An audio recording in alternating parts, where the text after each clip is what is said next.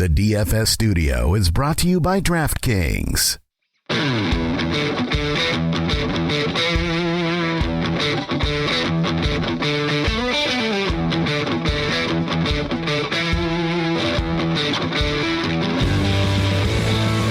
Welcome to the Fantasy Footballers DFS and Betting Podcast with your hosts, Kyle Borganoni and Matthew Betz.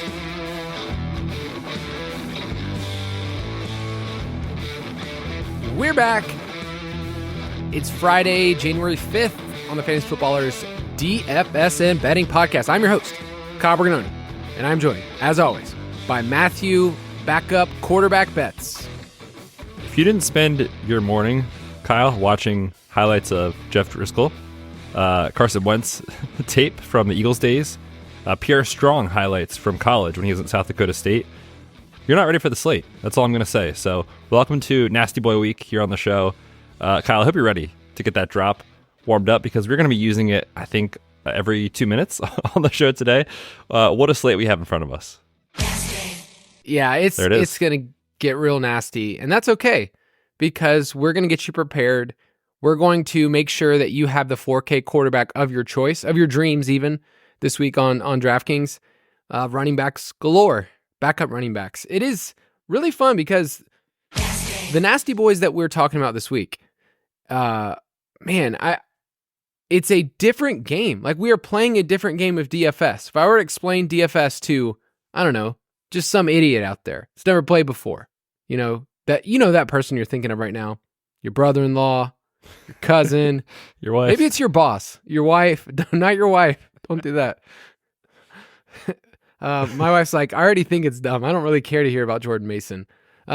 You're explaining a different strategy this week, okay? The salary remains the same, but what the field is going to do is very different. So we'll talk about that in cash. Like, okay, so which way do you go?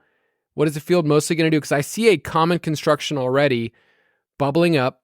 You still need to wait. I would say like roster percentages, if you're listening to this comes out on Friday, I would still wait until Saturday to get a firm grasp of roster percentages because we still have players every single day. We get teams, little whispers in the bushes, right? Of maybe this team sits this player. So keep your head on a swivel, as they say, and be ready to pivot. Any strategy for the folk? Yeah, I think that's a really good point.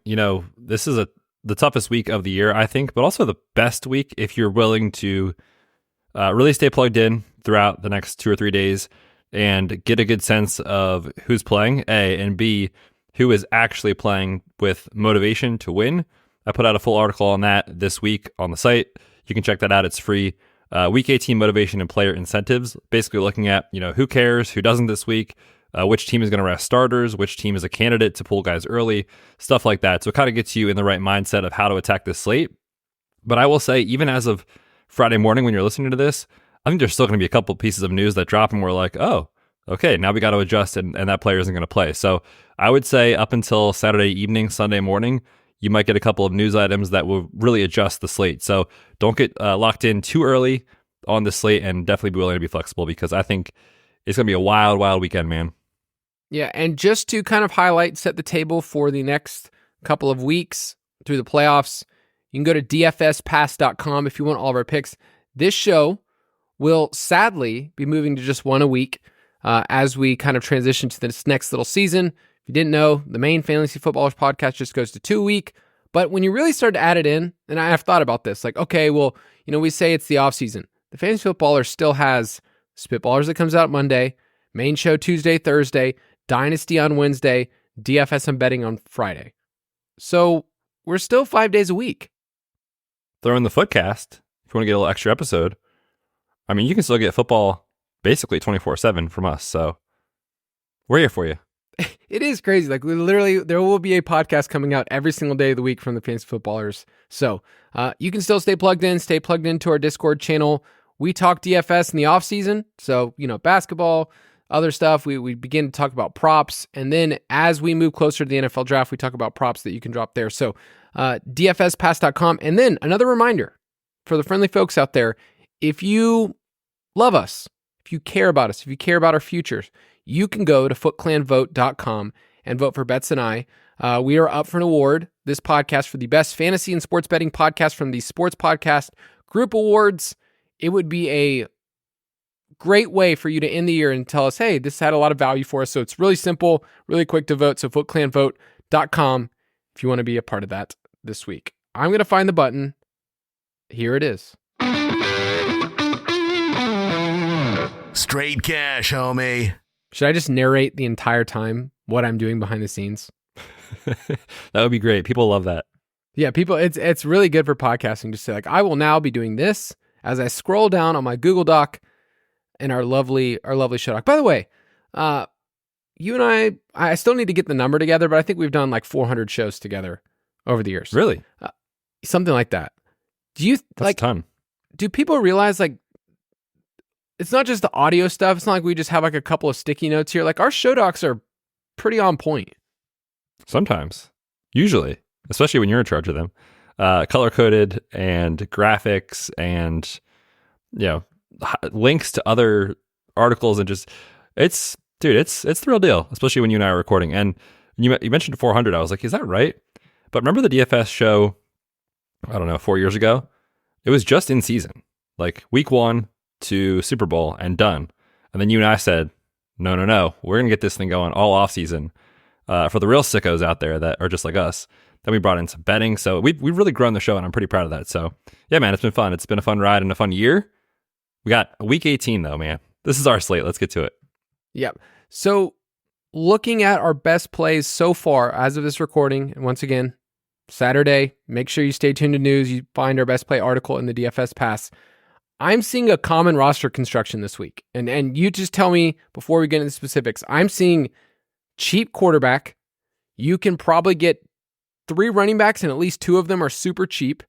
And then you're able to pay up at least at 2 spots at wide receiver. I feel like so far that is a common construction. Yeah, and the tricky thing is that, when you're looking at like, okay, well, usually we're spending up at running back to try to fit one of CMC or Kyron. Maybe we're trying to jam in Tyreek. Maybe we're trying to jam in another 8K wide receiver. It's like there's really not a lot of guys to spend money on this week that you feel good about or that are actually going to play. That's CeeDee Lamb. That's Justin Jefferson. That's Amon-Ra St. Brown. And that's kind of it at the top tier, especially on DraftKings, because on FanDuel, they included the Dolphins-Buffalo game. On DraftKings, they did not. So very annoying when they do that. But yeah, because there's no place to really spend up, those are going to be pretty chalky wide receiver plays for good reason, obviously. But to fit those guys, a lot of people are going to drop down to the Jeff Driskels of the world. Ooh, maybe Carson Wentz. Maybe who's the Chiefs backup? It's Blaine Gabbert. Blaine Gabbert. Blaine Gabbert of the world. Nick Mullins. So like there's just cheap guys you can play. And then at running back, which we're going to talk about these guys in a minute, CMC, like I said, won't play. I don't think Jerome Ford's going to play. So you're opening up guys like Jordan Mason, Pierre Strong, even with Kyron Williams out. Ronnie Rivers maybe for like the Rams. So it is basically the preseason with a couple of studs mixed in. Very unique slate, obviously. Yeah, there's some nasty boys. It's also players that like 2018 called and they wanted to see if they could be a part of this conversation week 18. I mean, it's Sam Darnold, 3rd overall pick. Carson Wentz, 2nd overall pick. Blaine Gabbert, by the way, 10th overall pick by the Jaguars. Yeah, he was a top 10 guy. I forgot about that. Yeah, the Jaguars basically said, hey, let's try this with Gabbert. Let's try it with Bortles. No, let's try it with Lawrence. And the Jets are basically the same thing too, right? Like the Jets have you been, get it right. Yeah, well, the Jets have been Darnold. They've been Zach Wilson. I'm forgetting somebody. I know they took Geno in the 2nd round. Took Mark Sanchez. Hey, a couple years ago, they took Christian Hackenberg in the 2nd round. They're dummies. They're idiots. Okay, so of the cheapos this week, the Nick Mullins, 5.1K, Jeff Driskel at the Stoneman 4K is a dream. If you know anything about Jeff Driskel, he's kind of like a running joke on the main show because, well, one, there's like a video game reference that the ballers always use. But on top of that, the dude runs. The dude should not be in the league, by the way. Like, it's amazing that he is still holding on to an NFL job. He was on the Arizona practice squad. He's 4K. He does run a little bit. He has 11 career starts bets. I looked that up. It's only 7 more than Trey Lance in his career. We're not going to talk about that. You said it, dude. The most important part of Jeff Driskel this week is that he is 4K, and that's the reason you would play him. Taking on the Bengals. Now, I will say the market swung completely in favor of the Bengals, who are expected to play their guys, or at least most of them. They are 7-point road underdogs. So on paper, it is not a clean spot for Jeff Driskel. But you mentioned his 11 starts. I went back and watched every single... No, I'm just kidding. I went back and looked at his game logs from those starts. He has averaged 13.6 fantasy points per game in those starts. At 4K, if he gives you anything between 12 and 15 points, that's probably going to be okay. Now, the issue with this that I look back on, and you mentioned the running, some of those pretty good, like 50, 60-yard rushing games were in like 2019, 2018. Dude, it's 2023, 2024 at this point. Like, that was so long ago. So I don't think you can necessarily count on that definitely happening. It is in his bag. I will also say I didn't even know he was on this roster until this week. So clearly the expectations are low. I would expect a very vanilla game plan from the Browns here. Like, let's just get out of here and move on to the playoffs sort of thing. So I get it. I feel really uneasy about clicking his name, though, in cash, if I'm being honest. Yeah, I also like the Bengals defense this week. Like, they're a really good play at 3K. So Driskel is a fun player to play, but I'll play around with it. 4K is so cheap, people. Like, you save, even like Nick Mullins, we're like, oh, that's 5.1. That's so cheap. Like, 4K is, you're jamming in another stud in your lineup. So play around with the projections. And context too, right? So think about this. On a slate where, like, there's on DraftKings, no Josh Allen, no Pat Mahomes, Tua, the list goes on and on. We're not sure Jalen Hurts definitely plays the whole game. Like, it slowly becomes a situation where you're like, okay, 12 points from a 4K quarterback, if I get 18 from someone like Geno or, whoever else, like, is that better to save the money? Because if you play Jeff Driskel, and this is the real strength of him, is you can play both CeeDee Lamb and Justin Jefferson very comfortably. So just for context, I just wanted to point that out. Yeah, Jeff Driskel went to Florida, Louisiana Tech, like, just a fun quarterback, but I probably won't be playing him. I'm kind of deciding right now between Nick Mullins, we'll preview that game, who's just, I love Nick Mullins because he just doesn't care. Like, he's aggressive. So I like that. They're in a must-win game. And then Justin Fields, who's the expensive option this week that makes the most sense, is on the road, 7.2. You're going to get a rushing floor. So those are kind of the two. Do you have a lean right now? As far as the expensive guys? Yeah. Well, I guess if we're throwing Nick Mullins in there, he's not really expensive, but I do like him. the boys. For 5.1, makes so much sense. When he started against these lines, the Vikings ran a top 5 neutral pass rate. And, you can't really run on the Lions. You have to throw on them. So the matchup makes sense as far as that's concerned. Obviously, no TJ Hawkinson kind of hurts a little, but he has Jefferson. He has Addison, the running backs out of the backfield. So I think it's okay.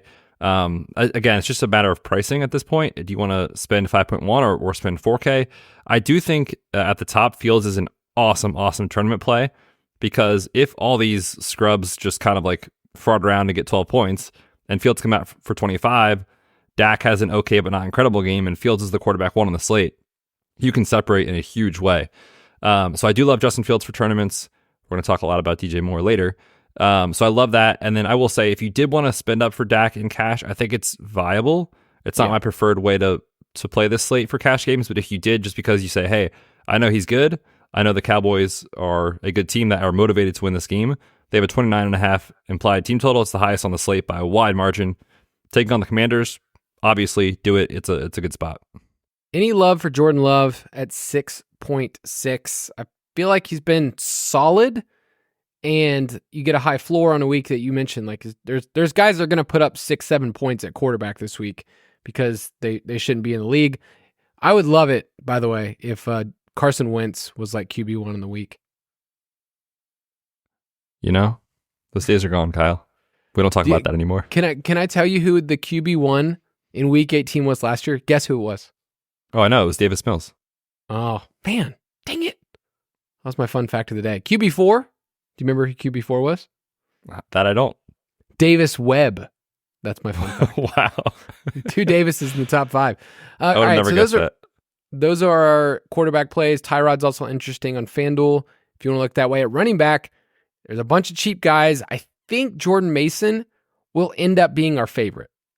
We still have to wait and get some news, but at 4.6, he's going to get a ton of work against the Rams. He might be one of the best values on the slate.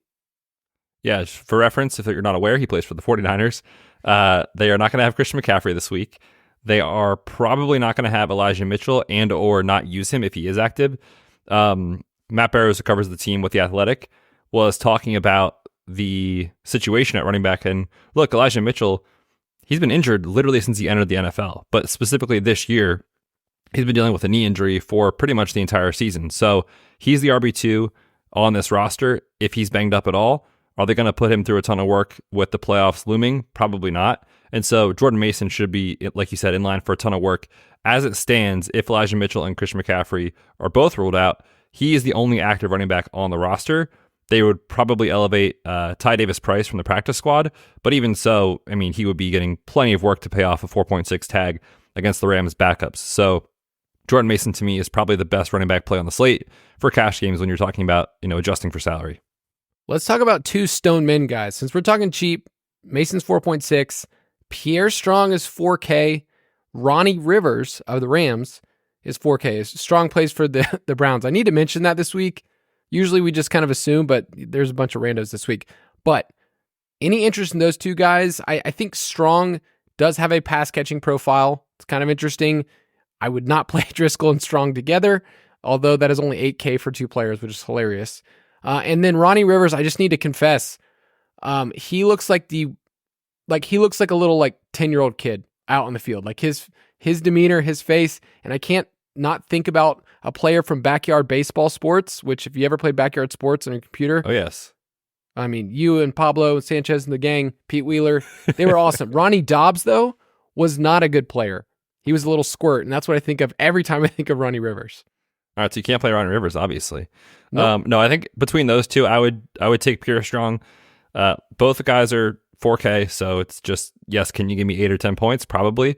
And you said with Pierre Strong, he does have the pass-catching profile that we look for. Very small sample in the NFL. He is averaging 5.53 yards per carry. This is a guy that was drafted, I think, 4th round by the Patriots out of South Dakota State, then traded when, I think it was when the Nick Chubb injury happened. The Jackrabbits, that's right.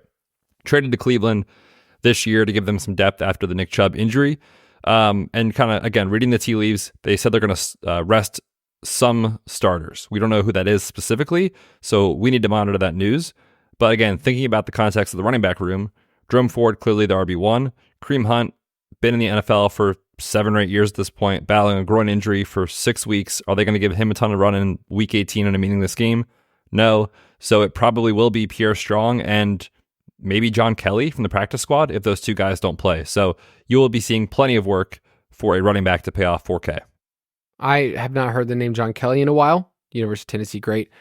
Just a couple of dudes just talking, football and college football and where people went. That's just what I love it, do. dude. It's fun to look back. And I was dead serious. I watched some Pierre Strong highlights this morning. Do I get to victory lap a Jerome Ford?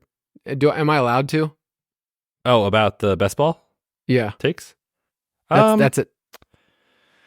It's not the best look because Dude, Nick Chubb got top injured. 3 in my exposures. I know. I didn't win money, but...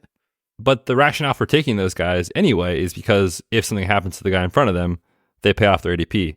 And there was an injury to Jerome Ford in August or something, right? He had a minor tweak in training camp and you freaked out or something. What was it? I was like, oh, my best ball shares are done. Yeah, I forget what it was though.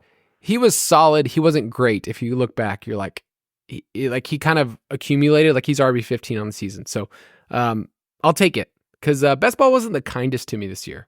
We'll reflect. You and I have some episodes coming up where we get to reflect on best ball season. But let's talk about a couple more running backs. James Conner, 6.1. Zamir White, 6K. They are in the mix this week where if I'm going to have two cheap guys like Mason and Strong, then I will probably have at least one of these guys in there too. Do you have a lean between Conner and White? I love them both. I think I lean Zamir White. Just save $100 if you need it. Also, the matchup with Denver is the best. Dead last in scheduled rest of points on the year, obviously. We've seen them give up running back 1 performances to guys like Zeke, Eckler in recent weeks, and those guys are clearly falling off a cliff. So The matchup's awesome against Denver, and he's been getting a ton of work, 23.3 opportunities per game since he has been the starter. And Marv highlighted him in his expected points model this week. He is the RB7 in expected points since he took over for Josh Jacobs. So you're getting an RB1 usage at a $6K price tag. On FanDuel, I need to mention James Cook because they have the Buffalo game. So he's in a good price at 7.4. I'm interested there. And then there's no chance I could play Tony Pollard in cash. I love him as a tournament play, though. I think he's really interesting this week. If you want to wipe out that game, we'll talk about that in a second at 6.5. Let's move to wide receivers. And I'm just telling you right now, I'm playing Justin Jefferson. He's in my lineup. Yep. And you can pair him with CeeDee Lamb. And I love it. I mean, how awesome would that be to have those two on an actual team? But CeeDee Lamb, 9,300, Justin Jefferson, 8,500. We had this exact conversation about Justin Jefferson just 2 weeks ago against these Lions and said, hey, he's got awesome splits. Nick Mullins, his yards per attempt that game was 11.4. He just said, I'm going for it. Now he threw 4 picks, but he was going for it, targeting Justin Jefferson. I think both of those guys are going to be in our top plays, elite. You could jam them both in this week. So I probably will be doing that. Yeah, I think you should, honestly. Like you said, the wide receiver position, like Jamar Chase is in play, kind of, especially if T. Higgins doesn't play, but he's not that much cheaper than Justin Jefferson, who, in this matchup should go absolutely bonkers. Detroit, so good against the run over the last 6 weeks, equally as bad, allowing opposing passers to average 8.7 yards per attempt. That is insanely terrible. So you're going to get, I think, downfield looks with Justin Jefferson, who's had exactly 10 targets in 3 straight games.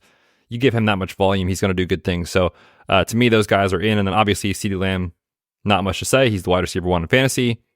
They're motivated to win, taking on the Commanders. So based on roster construction, if people have 1 or 2 studs, I mean, there's guys in the middle range that also could airball. Like, we like Tyler Lockett this week. We'll talk about that game, but like, you look at Tyler Lockett game logs and they're scary. So it's tough for me to pay the price tag, but he's going to show up in our best plays, I bet. The Dortch is also safe, but I hate paying that price tag for him. He's 5.5 on FanDuel, which is just okay. Pop Douglas, once again, we keep talking about him, and I keep not wanting to play him. Yeah, I have him in my cash article, and then I was researching a little bit more after the fact when I was looking at the defense plays this week, and we can just kind of marriage the conversation together. I think the Patriots are in play at 3,600. They're at home taking on the Jets on a slate where Carson Wentz, whoever else, Sam Darnold, Jeff Driskel, all the dudes are playing this week. The Jets still have the lowest team implied total on the entire slate. So that is how the market feels about this New York Jets team. And on top of that, this could be a snow game. We have some wind in the forecast, rain, snow mix, with gusts up to 30 miles an hour. Currently is the outlook. So that's as a Friday morning. Make sure you're checking as the weekend goes on. But if you get that environment, I don't really want to play Pop Douglas, right? I mean, the upside isn't great anyway. You have those concerns with 2 teams that just are looking towards the offseason. So I have a little bit of worry about that. Projections are going to like him because of how he earns targets and that sort of thing. But I kind of just want to play Greg Dortch for $200 more because he's actually good at the game.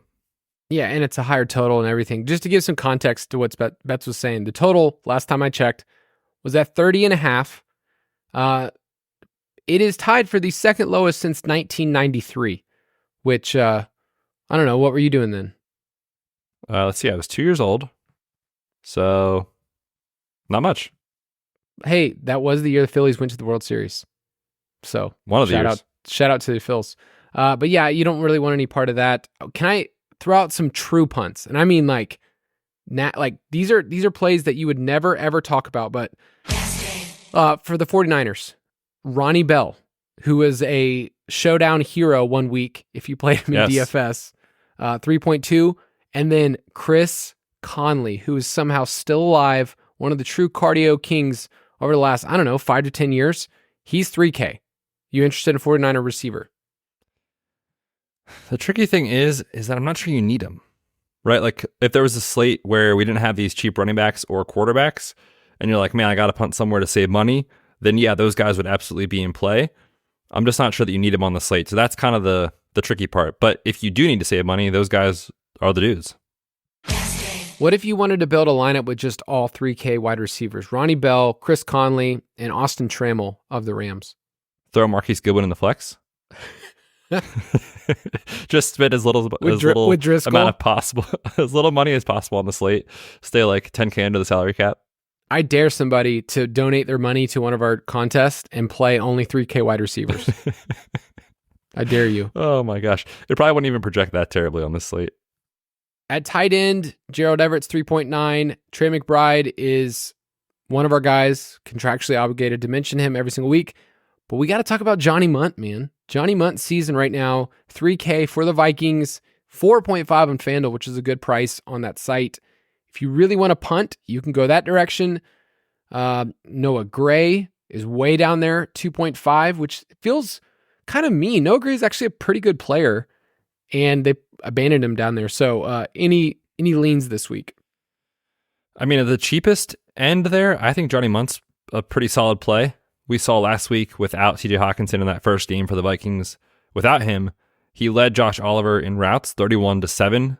That was 84% route rate, went 439-1 on 7 targets. So I think that game environment, we talked about kind of that, shootout appeal in the dome against the Lions, makes sense to me. You can also spend $900 more and just play Gerald Everett again in cash. And last week, the box score wasn't impressive by any means. He still saw 9 targets. So like for a guy below 4K that's seen 8, 8, 8, and 9 targets in his last 4 games, you can't really ask for much more than that. So against the KC backups, that makes sense to me. I mean, Johnny Munt, these are the true GOATs that you will never remember that they played the NFL years from now. But dude, what's wild is, remember the Vikings paid Josh Oliver like a 3-year contract for like $24 million or something like that, and he's just out there blocking. You gotta, hey, we've seen that teams really, it's a good move. Like when the Patriots said, hey, let's pay Jonnu Smith a ton of money to come and block. Let's bring him in to block. Let's bring him and Hunter Henry. Brock Bowers to block next year. Dude, Brock Bowers is going to be so good as a Falcon blocking for Tyler Algier on the punt team. Yep. They saw one clip of him, like, man, this guy just killed it. Defense, last thing we'll say, Cincinnati at 3K, Chargers at 2.8K. Those are our top plays in DraftKings. Just find a really bad quarterback to play against. That's what you need to do. Let's take a quick break, and we'll be right back.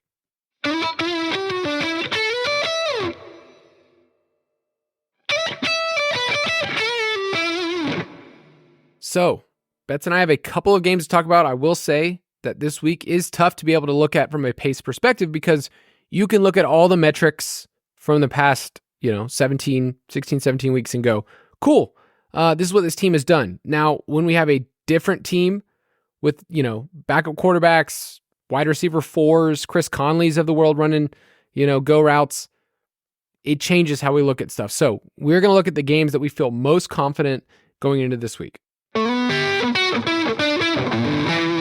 Stack Attack. First game, Minnesota Vikings at the Detroit Lions. The Lions are 3-point home favorites. The over-under is at 45, which for this week is awesome. Detroit home games, we love them. I just love Nick Mullins so much for DFS because throws a pick 6, he'll go right back out there. And the Vikings have basically flip-flopped about 1,000 times and realized, yes, Nick Mullins is a train wreck, but he pushes the ball down the field, and their running game has looked really bad the last 2 weeks, and it's not going to go very well against the Lions. So to me, this game is, if I can trust Nick Mullins and Justin Jefferson, and maybe there's a third piece, it's a Munt, it's Addison, then I'm finding a Lions piece on the other side. So to me, it's a Mullins double stack with Amon-Ra or Gibbs on the other side. Yeah, just to speak to it in that matchup against the Lions 2 weeks ago, Ty Chandler was pretty chalky. Remember, it was the game Alexander Madison was going to miss. 8 carries, 17 yards, happened to fall in the end zone, luckily. Terrible matchup. They've been stopping everyone on the ground, the Lions have, so you have to throw the football. And when you talk about kind of what Kevin O'Connell likes to do, is throw the football, no matter who's been under center, but especially when it's been Nick Mullins relative to Josh Dobbs or Jaren Hall, as we saw on Sunday night, on New Year's Eve, rather. So I think the pass attempts are going to be there, so I'm with you. It's a Nick Mullins stack. I don't have any interest in either running back from Minnesota. And if you're playing Mullins. The nice thing is I think there's going to be enough cheap tight ends that you can kind of still get a Johnny Munt with Justin Jefferson at a pretty reasonable roster percentage. Jefferson will be mega chalk, but it's hard to poke any holes here in the spot for the passing game. Yeah, I have a hard time leaning into Goff. One, because I hear Dan Campbell, big fan of the pod. We've talked about him for years. Guns Mahoney. I hear what he's saying, that he wants to play as starters. I also can see a situation where in the second half they just say, "Hey, we can pull our guys." So it's hard for me to see them as like going balls to the walls this week. Goff against the blitz, we pointed that out 2 weeks ago, and it's one of those things where you can find production in their weapons. Like you can get it from a Gibbs and Amon-Ra and not feel like Goff is going to be the one to throw 3 or 4 touchdowns. So that's what I lean, that Goff's not really on my radar this week, but St. Brown is just an elite play every single week. Yeah, and in that game, we talked about that a lot too. Just the kind of on paper football guy take was like, hey, if Minnesota blitzes and gets pressure against Goff, he usually looks for Gibbs out of the backfield or Amon-Ra, and we saw so many targets for Amon-Ra St. Brown in that game against Minnesota a couple of weeks ago. So to me, especially with Jameson Williams kind of battling the ankle injury, I'm not sure he'll even play. If he does, I don't have a ton of interest there. Not a ton of interest in Laporta this week. He's pretty expensive. Not that he can't pay it off. It's just not where I'll be spending my money. And so, yeah, I guess Amon-Ra is kind of the guy. And then I'm with you on Gibbs over Montgomery. Montgomery's been really tough to play late in the year just because his stat lines are kind of like, 13 to 15 carries. You're hoping for around 70 rushing yards and he has to score. And if he doesn't, that's a very hollow stat line. So no thank you for me on Montgomery in this spot. So it's either Gibbs or Amon-Ra. Do you think that the field looks at this game this week and says, like, this is the game above everything else? Because the total's not great. I just wonder if this whole field is going to look at it and go, I guess I can get some pieces from it, or I can stack with Mullins. Gibbs and Montgomery feels like a spot where people say, like, I'm not going to guess right, so I'm going to move past them. So I can just see Gibbs' roster percentage going lower than it should be. Yeah, I think it probably will, especially because a lot of people are going to play both Mason and Pierre Strong and then Zamir White. So if you're looking for a pivot in that like 6K to 7K range, 6,700, I'm seeing right now about 7% in early runs. So it looks pretty good. All right, give me your Vegas take.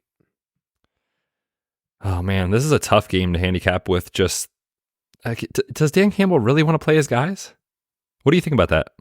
That's what I was saying. Like, I question that because they really can't game very much. I think I would take Minnesota in the points. I was going to say, if they were going to play their guys the whole time, which I hope they are, I would take the over of this game. And I also think the spread would be bigger. So I'm a little... Like, don't you think it'd be closer to like 5.5 or something if they definitely were going to? So I'm a little sketched out by that. I'll take Minnesota plus the field goal. And last question I have, actually, Kyle, before we move on, is there any risk of Nick Mullins getting benched this week for cash games? There's always risk because he's a volatile player, but how fast did they bench him? Like, they're going to give him at least a half. I guess I just lean into the fact the Lions are a great matchup. It'd be one thing if we were trying to play Nick Mullins in a non-dome game against, the Jets or something, but this is a good spot. Yeah, it is. I hope he plays well because that's their only chance to get in. So I do think he'll get the whole game. I think there is just, if you're really trying to just get into the weeds of this slate, I think there is a non-zero chance that Nick Mullins could get pulled if he plays terribly because they went to Jaren Hall over him. So I'm just going to throw that out there. I'll probably still play him. I'll be a little scared. It's crazy that they had such a quick hook from Jaren Hall last week, though. I don't know, man. He was bad, very bad. All their quarterbacks have been, well, not Cousins, but next game, Dallas Cowboys at the Washington Commanders. Real quick, are the Commanders even playing this game this week? Oh, dude, I don't know. I thought they were, but then there was a couple other beat reporters basically saying like, I wouldn't be surprised to see a few veterans sit. There have not been any specific rumors on, or reports rather, on who that is. So, man, this is a really tough team to invest in. They've got a 16.5 implied team total. I mean, there's teams being quarterbacked by backups that have a higher team total this week. So I don't think you need any Commanders, truthfully. if you want to take a shot on a pass catcher, I think it makes sense. But there's not a lot of interest from me in this spot. Yeah. Curtis Samuel's the only one. Betz has a note in here that he almost won me $1 million. There's a lot of players that have almost won me $1 million. So sad, man. I know. Just the... That would have been a Thanksgiving for the ages, huh? Yeah. Curtis Samuel, former my guy like 5 years ago for me. He's good. He just can't stay healthy. Or he couldn't. Now he is. And kind of just had this little dink and dunk roll. I think he was like wide receiver like 25 that year. So it was like, whatever. Yeah, I can't really invest in anybody else. Terry McLaurin's interesting just because he's still cheap. Like he's kind of stayed at the same price forever. 5,500. Every week. Same. Yep. So on the Dallas side, you're hoping you get an onslaught stack. They placed Deuce Vaughn on the IR today, which, what do we do about the running back? Because this is a great spot for Tony Pollard. And every time we've ever played Tony Pollard, he has fell on his face. We know that he's allergic to touchdowns. But this is a great spot. Like, I could see this being a 2-touchdown Tony Pollard game. It's a really good spot for Tony Pollard. The Commanders are known, for being just terrible through the air, which they are. They've also been equally bad against the run game, against running backs over the last 6 weeks. Dead last in schedule adjusted points to running backs in that sample. Bottom 5 in yards per carry allowed. They're also giving up a ton of rushing touchdowns, the most in that sample to running backs. So if ever there was a spot, it's this spot for Tony Pollard. I will say, I think he's going to be pretty popular, so I don't know that you're going to get a huge discount relative to roster percentage, which, I mean, man, this year, if you would have just faded Tony Pollard every time he's popular, you'd be a very rich person. So if he's going to be mega chalk, I'll probably try to become underweight the field. That said, no team on the slate is projected to score more touchdowns or more points. I get it. I totally get it. I do too, and I'm asking myself, at 6.5, it's not too expensive. It's basically asking the question, does he get 102 touchdowns? Because if he does that, he is one of the most valuable players on the slate. While everybody else is paying down, they have different roster construction. So I'm interested. I'm interested in playing him as just a wipeout pick from this game, though. Like Pollard, I'm out. And last time these teams played on Thanksgiving, he didn't see a ton of work on the ground, just 13 carries, but he was really efficient. 79 yards and a touchdown. Also had 6 catches for 24 yards. So we saw this matchup against Washington inflate his efficiency on a year where he's been one of the least efficient backs in football. So makes sense to me. You mentioned Deuce Vaughn is on IR. Rico Dowdle has been dealing with an ankle injury for the last couple of weeks. He could get there on 18 or 20 touches. They got to sit their RB1, for the playoffs. That's right. Rico. Sit Rico for the playoffs. Yeah, Pollard and Dak have very, their correlation's not great. So if you're playing Dak and Pollard together, I don't understand that. But if you did want to do Dak, CeeDee Lamb, and then throw in a Turd Ferguson or Cooks, I think that could look really, really good. Yeah. Any other thoughts? I mean, remember, Lamb is going to be popular, though. Yes, for good reason. No, it's very clear the Cowboys are in a good spot here. If you're thinking about their motivation and kind of incentive here, basically it's just if they win this game, they win the 2 seed and the NFC East. So they're going to play their starters as long as this game is somewhat competitive. And I kind of mentioned this on Tuesday. If people are worried about, well, do they play in the last, 2 or 3 drives of the fourth quarter? If they blow out the Commanders and they have to sit their starters in the fourth quarter, it's probably because their starters had an incredible game. So I would not be worried about that in this spot. Like I said, love the Cowboys. I don't think you need a Commander this week. All right, give me your Vegas take. I'm going to lay the 13 with Dallas. The total is interesting to me. I'm hitting the under because I just can't see Washington getting there. Last time these teams played, it was 45-10. So what Betz was mentioning earlier, where it's like, you don't need Commanders, other than Curtis Samuel on a really small slate, right? It was only 3 games. You did not need anyone else. So there's a chance that Dallas just gets there on their own. 13 points is a lot of points, but Washington's a dumpster fire. They're going to be picking second or motivation. third. They actually are incentivized to lose this game for NFL draft. So I'll take Dallas in the points. Last game, highest total of the week, Seattle at Arizona. Seattle is a 2.5-point road favorite in the desert at 48. It's so crazy. Like when I talk to some of my friends and, Like, I lived in the desert for a couple years. You did? Like, I know. It's just a weird part of my life. So, they are there at Arizona. It's their highest team implied total of the year. Is that a big overreaction from last week, or is it the fact that Seattle's just been really bad defensively? Like, they've regressed from what they were last year. Yeah, they've been terrible defensively. And just for reference, like, opponents against Seattle are running a ton of plays. So you could see elevated play volume from Kyler Murray and the Cardinals. They're at home. They've kind of shown us in the last couple of weeks, like, they don't really care about losing games. Like, they're going to play to win. They're going to play their starters. So I really like the Arizona side of this because it's pretty clear where the ball is going. Obviously, James Conner is the dude. We're going to talk about him, I think, a little bit more. Greg Dortch is good. Whenever he gets an opportunity, he produces. Did it again last week. And then it's Trey McBride. And you don't really have to get cute anywhere else. So I really like the spot for Arizona. Like you said, close spread at home. I think they're probably going to try to play spoiler here and knock off Seattle and get them out of the playoffs. So I'm in on the Arizona guys. Seattle is one of the weirder teams, honestly, in the NFL. Like, when I look at their stats from the year, they're dead last in plays per game.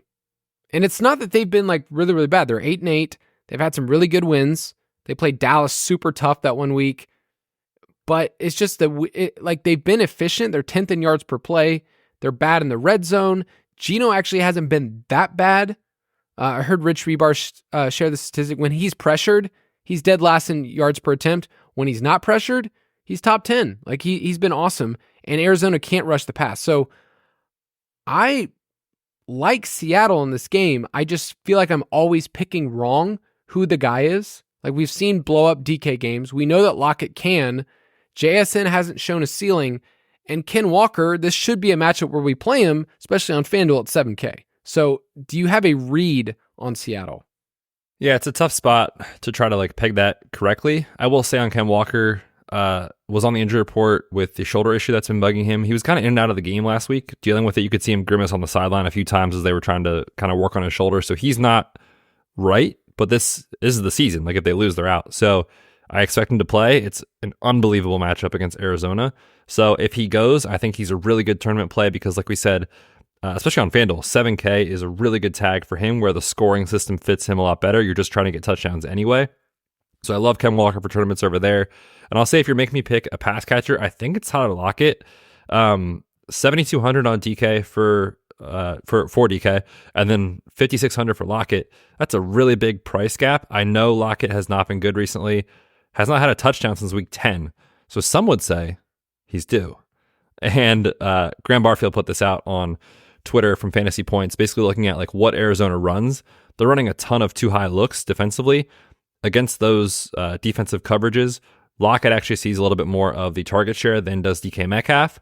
So I think for those reasons, I would lean Metcalf, lean Lockett, like I said. It's just a matter of picking the right one, and it always feels like you're going to get it wrong. So I totally get that aspect of it. Yeah, I think this game, I like correlating pieces. So I like James Conner a lot and Lockett. I think you can like combine those two together. You can go Lockett and the Dortch. You can go Lockett and Trey McBride. There's enough pieces here. And also I think Arizona's playing in a way that they're so competitive and that they can run the ball effectively enough that they can move the ball down the field. Like, when you used to look at Arizona, you're like, okay, if you can't run the ball, who's going to get open for you? Like, McBride could get open in zone, but they have no wide receivers that you feel scared of. They can't challenge anyone down the field. So I think it's a James Conner game, and I think Lockett is one of those players that I will be overweight the field this week. Hopefully we get some big explosive plays in this game. It's a good game. I wish it was a great game, but I feel like there's so many question marks. This game could easily dud because Seattle has inefficient moments, and Arizona overall is not a great offense unless they play the Eagles. So, any other takes on this game? Yeah, we did see that last week, right? If Arizona has success, they're more than willing to run the football and kind of milk the clock. The time of possession last week against Philly was crazy. Like, Philly just didn't have the ball because they were able to keep getting first downs, move the sticks, and really feed James Conner. I just want to say that the way that the Cardinals play against the way teams have played Seattle is a match made in heaven for James Conner. Arizona has the third highest neutral rush rate over the last month. Teams that have faced Seattle are choosing to run the ball because they are terrible. Dead last in EPA per rush attempt and success rate allowed against the run since week 12 is Seattle. So this James Conner spot, man, if he's going to go underlooked, it's an awesome play. Yeah, 6,100 is a really cheap price for a guy who's been top 12 4 straight games. So James Conner's a great play. Any interest in Kyler? And with Kyler, like, I don't know if I can stack him with Conner. I feel like I would need somebody on the other side to really push it, and I just haven't seen Seattle be the team that were like, oh, they could put up 35. That really hasn't been the case this year. No, I don't think I'm going to go to Kyler. He did have his first great game last week. That, of course, was against an Eagles team that looks like they're running around blindfolded. But the pass attempts and volume haven't been there. He probably has to score a rushing touchdown. So I'll just bet against it and probably play his teammates rather than actually go with the full stack. All right. In this game, I will take Seattle and the points. Oh, I'm going to take Arizona to pull off the upset. I mean, I can see it, but give me another game. I guess you have to talk about your Eagles, but this is a correlation play that you could at least play this week if you wanted to. Yeah, so the Eagles are just an interesting team on the slate because they're kind of in no man's land. Like, they have something to play for, technically. If the Cowboys lose and they win, they will be the 2 seed. But I don't think anyone thinks the Cowboys are going to lose to the Commanders. The games are being played at the same time, so in theory, they won't know what's happening. But if they scoreboard watch and in the second half they see Dallas is up by a ton, could the starters get pulled? Maybe. But at the same time, I keep talking to myself, I'm like, man, this Eagles team is so bad right now. Like, they need a game where they just dominate and win. And going into the playoffs, that's what they need. So if they do that, you get a Giants matchup that's beautiful. You also get Devonta Smith unlikely to play with a high ankle sprain. So you could see, and this week, man, everywhere you go on Twitter, it's A.J. Brown drama, right? You could see just an insane target share for A.J. Brown this week. So I just want to point it out. No one's going to play him. He should be on your tournament radar, as should Dallas Goedert. On the other side, Tyrod Taylor stacks, man. Everyone's all infatuated with the backup quarterbacks this week. Tyrod just broke the slate a week ago. I think he's going to do it again. The Eagles can't stop anyone. So just want to point out, I think this game is kind of sneaky. Let me give you a hot stat, because teams are throwing against the Eagles 38.6 times per game. That's on pace to be the 6th most of all time. So Tyrod's not usually a player that you're like, oh, I'm going to get a ton of passing volume, but it's been there. You can go there. So I agree. I think that it's an underrated game that people are just going to kind of forget about, because I honestly did. Like, I've kind of put them off in my mind. I don't really want to play Hurts. Swift's in a good spot, but he left people down last week. So I think the roster percentage is going to be down a ton. Potentially Saquon's last game as a Giant. It's a lot to play for here. So you can run on the Eagles. Makes sense to me. You can do a lot with the Eagles. Like, they're so bad, dude. Has any team ever gone from being so good to so bad? I feel like every year there's a Super Bowl hangover for at least one team, isn't there? No. From like in season. I mean, the Eagles were like 10-1 at one point? They were. Yeah, that feels like 3 years ago. They were 10-1 at one point. They beat the Dolphins, beat the Bills. Things were looking good. Then the Niners came and just dunked on us. Let's go through our slate breaker this week. One player that you think could break the slate, and tell people to go overweight in GPPs. Last week, Kyren Williams was my pick, and I will say it might be my best slate breaker of the year. I also somehow stupidly talked about Julio Jones on Twitter, who kind of fell into 2 touchdowns. That's weird. Eagle great. Yep. So slate breaker this week, I'm just going to bring it back old school. Since it's the last one of the year, last in-season podcast, it's got to be Chili's. I'm just going to bring it back because they've gotten so much free stuff, but I need to know how we actually get a real sponsorship from Chili's this year. Do you know how? We're going to have to figure that's going to be our biggest offseason task. There's people out there like, this is so easy. Here's who you talk to about marketing and sponsorships. And I know, like, yes, we could really like push Damon, our manager, or the footballers, but like, I don't know where to start. I think it's actually better that they're not a sponsor and we just do this anyway. We just tag them all the time and we give them free publicity, and their social media game is still really great, by the way. It's awesome. So I'm going to go with James Conner, 6,100, RB1 in 4 straight games. I mentioned that. Yards after contact, he's killing it this year. And over the last 6 weeks, Seattle's rush defense, 31st in yards per carry, 29th in success rate, 31st on runs of first down or touchdowns. Bet mentioned a ton of different splits in terms of expected points. They've been really bad. And last week, Pittsburgh ran all over them, 197 rushing yards and 3 touchdowns for Najee and Jalen Warren. There's a lot of cheap running backs on this slate. And people are going to be playing James Conner. Like, he's probably going to be top 5 to 7 in roster percentage.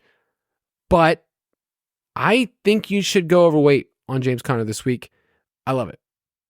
Yeah, and just for reference, like you said, he's not going to be like ultra contrarian. But man, I mean, Zamir White is $100 cheaper. He's probably going to be 6 or 7% higher in roster percentage. Kem Walker's right there. He'll soak up a little bit.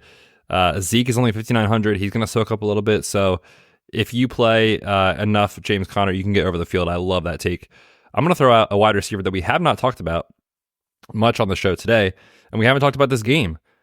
But Chicago has some motivation this week to at least knock off the Packers. If the Packers lose this game, they're out of the playoffs. So could DJ Moore and Justin Fields play spoiler this week? I think they can. The matchup and setup right now currently for DJ Moore is looking pristine. Cole Kmet, injured, probably not going to play. Darnell Mooney, got your protocol. We'll see, but not really a big target earner anyway. You could see DJ Moore, just push for a ton of catches and yards in this game, taking on a Packers team that's playing a single high look as far as their safety, single high, at a pretty high rate, 10th most over the last 2 months. Against that look this season, DJ Moore, 3.12 yards per route run. And we have a little extra motivation here, Kyle. 209 yards needed to break the single season franchise record for receiving for DJ Moore. So little motivation, play spoiler against the Packers, receiver injuries around him. 7K DJ Moore sounds awesome. He got snubbed from the Pro Bowl. I don't know if you've seen some of those lists. Yep. But I feel like he deserved it. I feel like he's been a good wide receiver. So did Amon-Ra. Well, he doesn't deserve it, but no, he really does. He does. DJ Moore feels like he's been good, and this year I feel like he's moved, not to great, but like, what would you say in between that is? Really good? Awesome. Wow. This is the deep analysis that we need. All right, one more segment. Prop it like it's hot. If you want to get all of our props, you can get them in the DFS Pass. This week is especially tough. We've been kind of slow because there's so much news. There's so many backups. A lot of sports books haven't been laying lines on certain games because they don't know, is it Carson Wentz or whatever, and they've had to kind of wait. So we've rolled out a couple of different props, and I will hit you first with Terry McLaurin under 60.5 receiving yards. He plays for the Commanders, and I'm using air quotes for that because we're not quite sure what the Commanders are going to do. I feel so sad for Terry McLaurin. I feel like he should be a veteran on a team that gets a ring. Instead, he's stuck in mediocrity on a team that's going nowhere and that's going to really do it all over again with the high pick. He's been under in 9 of 16 games. And against Dallas, I just don't really trust the Washington offense at all. So under 60.5 receiving yards for Terry McLaurin. Yep, makes sense, sadly, as a Terry truther. I'm going to take Tua in the Sunday night game under 270.5 passing yards. This was on PointsBet. I think it's down to 268.5 on FanDuel, so the line is already moving. But Tua's been under this line in 4 of 6 losses this year. Now, the spread is only 3 points, but the money line on DraftKings for Buffalo has a 62% implied probability. They actually also have the 3rd shortest odds to win the Super Bowl, does Buffalo. So there's a lot of signs saying, like, I think they're going to win this game. And obviously, if they do, that means not as good things for Tua in the offense. Couple other notes. Offensive line is banged up. Jalen Waddle is banged up. Tyreek Hill, as of Wednesday, after their practice, was still in a walking boot. So he's still battling that ankle injury.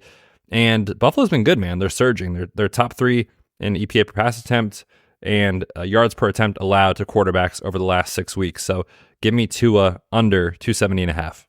Yeah, I think I would take the Bills and the points right now. I know we didn't get to preview that game. That will be Sunday night. It's the last regular season game, but I like that one too.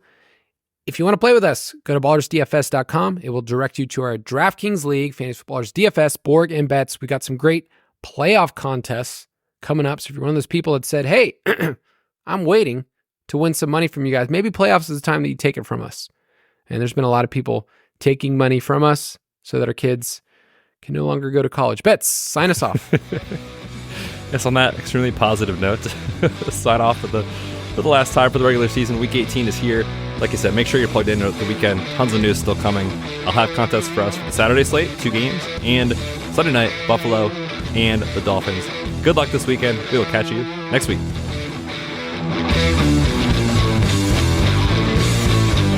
Thank you for listening to another edition of the Fantasy Footballers DFS and Betting Podcast. Don't forget to visit us on the web at thefantasyfootballers.com.